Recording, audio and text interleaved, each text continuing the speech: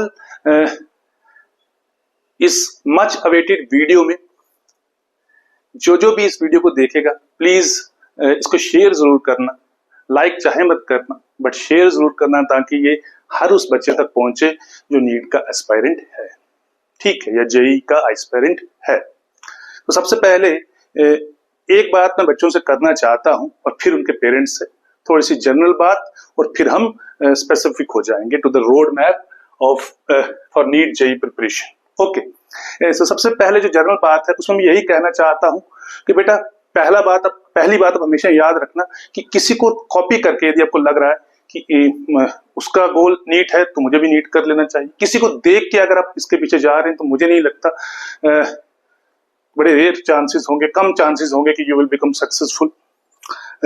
और अगर हो भी गए तो जिस काम में इंटरेस्ट ना हो तो वो कितने अच्छे ढंग से किया जा सकता है ये आप भी जानते हैं। मेरी उन पेरेंट्स से भी रिक्वेस्ट है, इसीलिए मैंने लिखा है, ये पेरेंट्स के लिए मच अवेटेड भी थी, इसीलिए क्योंकि बहुत से पेरेंट्स बच्चों को प्रेशराइज करते हैं कि फलाने ने निकाल लिया, भैया ढिमके ने निकाल लिया नीट, हाँ जेई उसने निकाल दिया, उसके बच्चे ने निकाल दिया, तुमको भी निकालना है। ऐसा नहीं है, बच्चे को प्रेशराइज मत करिए। यदि वो फील करता है कि वो नीट करना चाहता है, दिल से उसको लगता है he or she wants to become a doctor, तो ही उससे प्रोसीड करने दें, प्रेशराइज करके नहीं, ठीक है।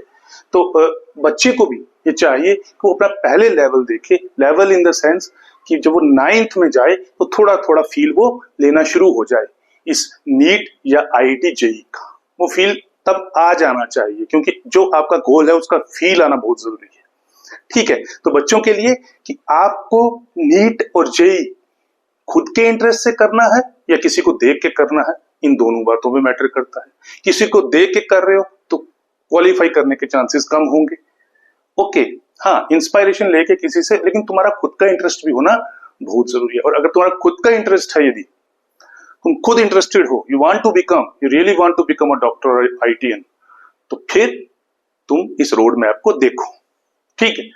चलिए, और पेरेंट्स को यही कि प्लीज बेटा को प्रेशराइज, अपने बच्चों को प्रेशराइज मत करना कि भैया उसने कर लिया तो तुम भी करो, हो सकता है उनका कुछ और गोल हो।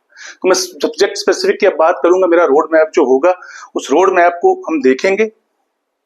रोड मैप में इतना समझें, चूंकि मैं केमिस्ट्री से डील करता हूं तो मैं केमिस्ट्री की ही बात करूंगा। तो आ जाते हैं हम रोड मैप पे। सबसे पहले आप याद रखेंगे, यदि आप 9th-10th में है तो 9th-10th में जो आप साइंस पढ़ेंगे ना, 9th-10th में जो भी आप साइंस पढ़ने वाले हैं, इतना याद रखें वो साइंस आप पढ़ेंगे, मैं लिख देता हूं 9th और 10th। 9th और 10th के बच्चों के लिए यदि आप साइंस तो पढ़ेंगे ही ना, यदि क्या पढ़ना तो है ही, साइंस तो हो गई, डॉक्टर और आईआईटीएन तो बनोगे। तो साइंस जब पढ़ोगे तो वो किस बुक से पढ़ना, मैं जो रिकमेंड करूं बहुत ऑर्थोडॉक्स बुक है, उसका नाम है साइंस बाय लखमीर सिंह,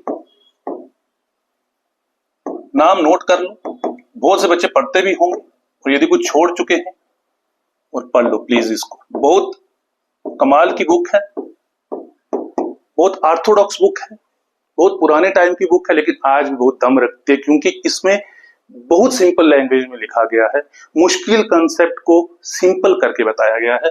तो यहां से तुम साइंस को फील करने लगोगे, यहां से, क्योंकि मैंने कहा 9th-10th में तुमको फील आ जाना चाहिए कि आप नीट में अपीयर होने जा रहे हो, तो फील आना चाहिए। कहानी तो आगे है, असल कहानी तो अभी आगे आनी है। फिर इसके बाद जब तुम 11th में जाओगे तो मैंने बहुत से बच्चे, यहां देख लेना स्टूडेंट्स, यहां देख लेना, बहुत से बच्चे जैसे 11th में जाते हैं वो कहते हैं हम नीट के लिए पढ़ना चाहते हैं। अरे भैया, नीट के लिए पढ़ना है तो it depends on the difficulty level of the questions. पहले तुम जो एकेडमिक्स का सिलेबस है वो तो अच्छे ढंग से फोकस करके पढ़ो। बहुत से बच्चे बेवकूफी करते हैं, मैंने आजकल देखा, वो जैसे 11 जाते हैं जुनूनी, जैसे कि पैशन होना अच्छी बात है, ओवर कॉन्फिडेंस, ओवर पैशनेट हो जाना गलत बात है, ठीक है।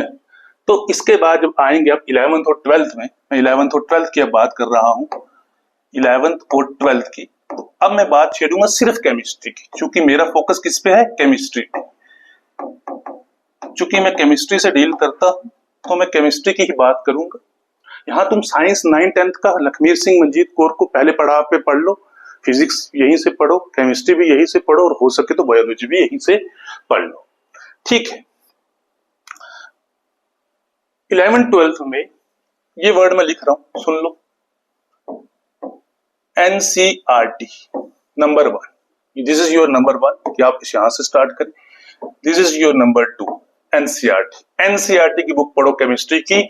आपका कोई भी बोर्ड हो भाई, आप किसी भी स्टेट बोर्ड के एग्जाम में अपीयर होने वाले हो 11th या 12th में, आपको एनसीईआरटी तो दोनों की पढ़नी है।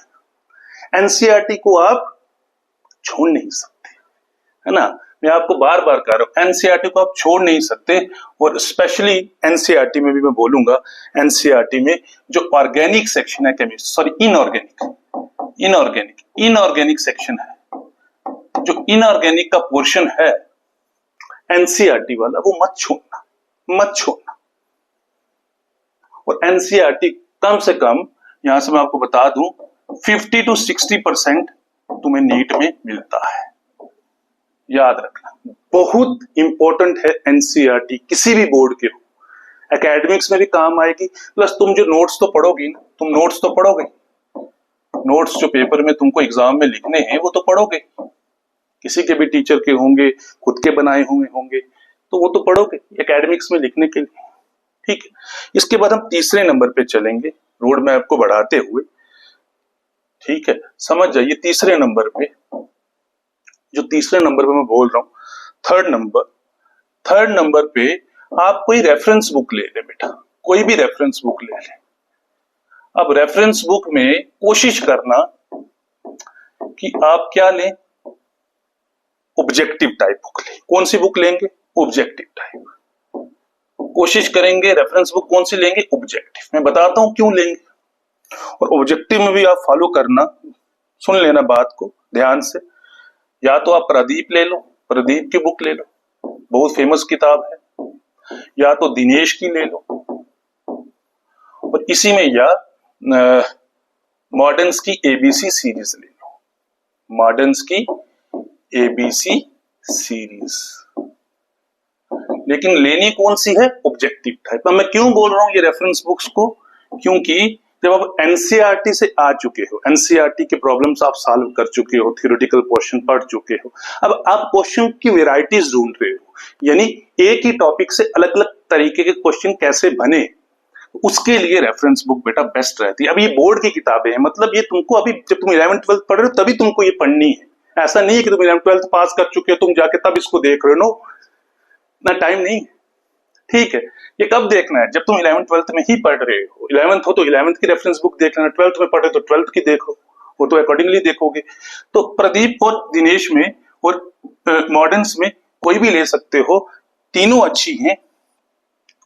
पहले लोग ज्यादा प्रदीप को यूज करते थे, आजकल मॉडर्न्स एबीसी को भी यूज किया जा रहा है काफी। तो मेरे लिए तुम इन तीनों में से कोई एक बुक ले लो, और मैं इसीलिए बोल रहा हूँ, और लेना ऑब्जेक्टिव, क्योंकि यहाँ पर तुमको वेराइटीज मिलेंगी, क्वेश्चन की अलग अलग वेराइटीज, एक ही टॉपिक के अलग अलग तरीके के, वर्सेटाइलिटी जिसको बोलते हैं क्वेश्चंस की, डिफरेंट टाइप्स ऑफ क्वेश्चन, तुमको अप्रोचेस पता लग जाएंगी कैसे सॉल्व करने। और जब तुम्हारा हाथ इस पे बैठ जाए, तुम्हें लग जाए कि यार अब इसके क्वेश्चन मुझे हल्के फुल्के लगना शुरू हो गए हैं, तो फिर तुम क्या करोगे, थोड़ा सा स्पेसिफिक हो जाओगे, थोड़ा सा स्पेसिफिक हो जाओगे। तो नंबर 4 पे आ रहा हूं मैं।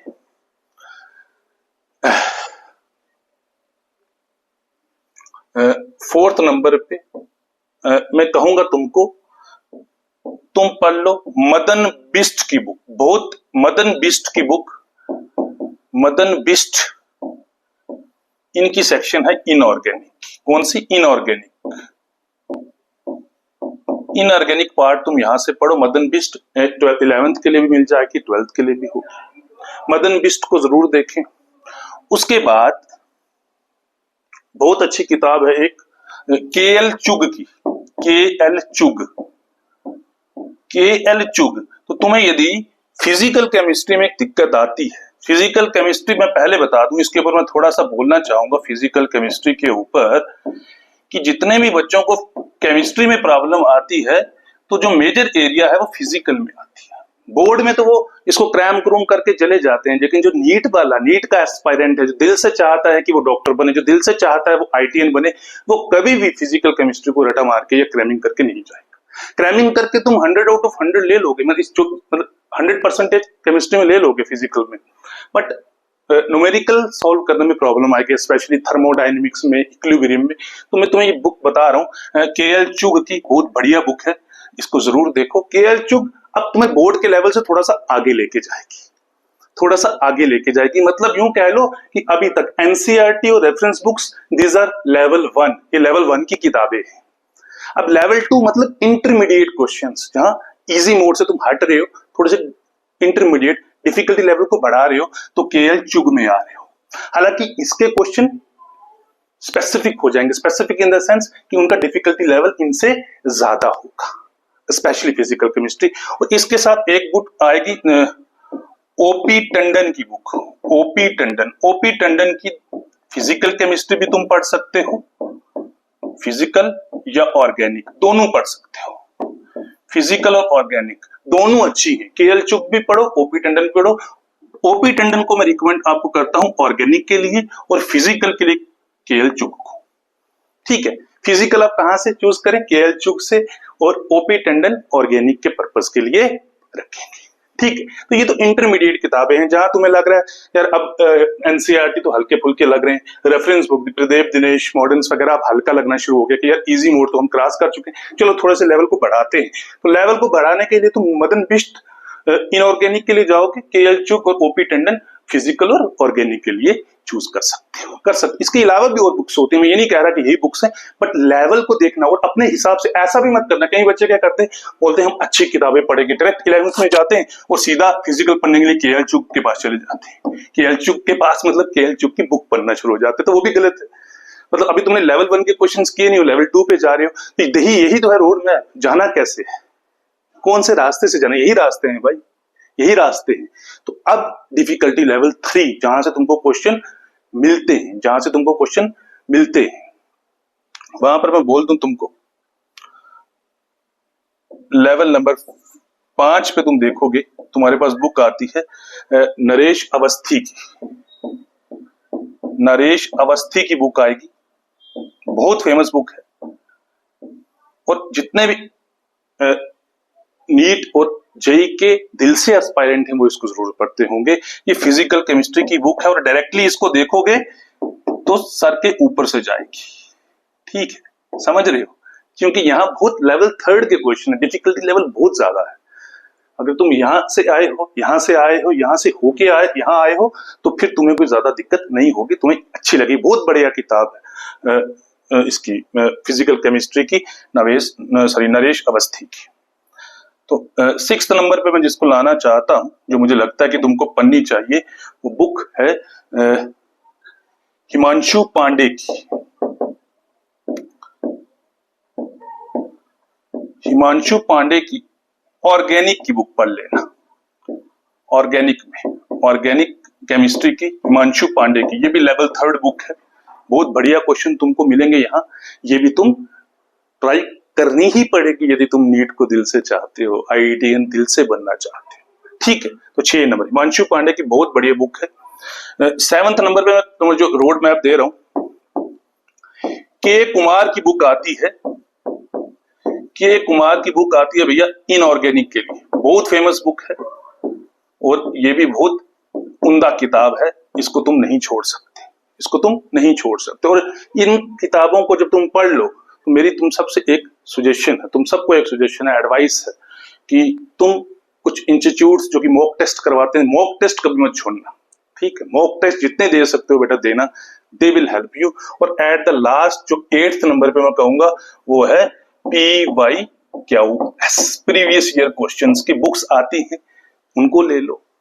पिछले 15-20 साल के क्वेश्चंस, कुछ तो आउटडेटेड हो गए, लगभग पिछले 7-8 साल के क्वेश्चन जरूर देखना, वो तुम्हें हेल्प करेंगे। ठीक है, तो ये मेरा रोड मैप है, इस तरीके से तुम जाओगे, इसी लेवल से चलोगे और अपने लेवल के हिसाब की बुक चूज करोगे। यदि तुम्हें लगता है कि एनसीईआरटी नोट्स वगैरह ये जो रेफरेंस हैं ये हमने अच्छी पढ़ ली 11th-12th में, अभी 11th-12th में, तो जैसे ही तुम 12th पास आउट करोगे तो सीधा इन पे आ जाओ। और मैं तो कहता हूँ 11th-12th में भी इनसे पढ़ो, 11th 12th भी इनसे पढ़ो, ठीक है। रेफरेंस बुक के क्वेश्चन सॉल्व हो रहे हैं तो यहाँ आ जाओ, मदन बिष्ट पे आ जाओ, केएल चुग पे आ जाओ, ओपी टंडन पे आ जाओ। ओपी टंडन को मैं ऑर्गेनिक के लिए रिकमेंड कर रहा हूँ आपको, और केएल चुग फिजिकल केमिस्ट्री के लिए, मदन बिष्ट इनऑर्गेनिक के लिए। और ये मैं कह रहा हूँ यहाँ तक की किताबें जो है 4 नंबर की, ये बोर्ड के लिए यूज करना। जब तुम अभी 12th पढ़ रहे हो, जैसे ही 12th पास हो तो तुम्हें यहाँ तक कोई प्रॉब्लम ना हो। उसके बाद तुम अवस्थी पे आ जाओ, हिमांशु पांडे पे, के कुमार इनऑर्गेनिक के लिए। तो ये कुछ रोड मैप था। और फिर कह रहा हूं, यदि तुम दिल से चाहते हो डॉक्टर बनना, आईटीएन बनना, तभी ऑप्ट करना और तभी जाना। अदरवाइज कोई फायदा नहीं होने वाला भाई, अदरवाइज कोई फायदा नहीं होने वाला, ठीक है। तुम्हारा गोल खुद का होना चाहिए, किसी को कॉपी करके नहीं, ठीक है। तो यदि तुम स्क्रीनशॉट वगैरह लेना चाहते हो तो ले लो इस पूरे रोड मैप का। केमिस्ट्री सेक्शन में यदि रोड देख लीजिए, पूरा स्क्रीनशॉट ले लीजिए। चलिए, ओके, हो गया। So thank you very much. ये था रोड मैप नीट एस्पायरेंट्स के लिए, आईटीएंस के लिए। Thank you very much.